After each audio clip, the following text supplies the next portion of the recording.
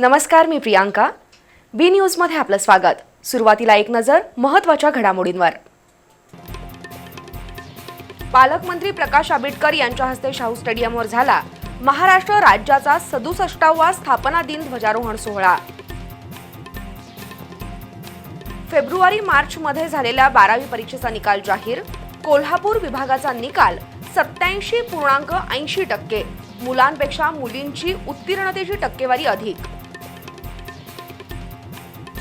संचालक मंडळाची मुदत संपल्यानंतर प्रशासक नियुक्ती होणं ही नियमित शासकीय प्रक्रिया. गोकुळवरील प्रशासक नियुक्तीच्या मुद्द्याचं कोणीही राजकीय भांडवल करू नये, पालकमंत्री प्रकाश आंबेडकर यांची भूमिका. किरकोळ कारणातून परप्रांतीय तरुणानं केला सख्ख्या भावाचा खून. मलकापूरमधील घटनेनंतर पोलिसांनी केली धीरेंद्र इतवारी सिदारला अटक. आणि एसटी बसमध्ये चढताना गर्दीचा फायदा घेऊन दागिने चोरणाऱ्या कामिनाथ चौगले या सराईत चोरट्या महिलेला स्थानिक गुन्हे अन्वेषण शाखेकडून अटक. 5.25 लाखांचे दागिने जप्त.